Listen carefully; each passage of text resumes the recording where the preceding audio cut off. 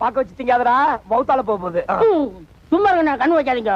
ஏய் சீக்கிரம் தின்னுட்டு வாடா. அட இப்பதான் சாம்பார்ல இருக்க, இந்த மோர் இருக்கு, ரசம் இருக்கு, ஏகப்பட்ட ஐட்டங்கள் இருக்கு.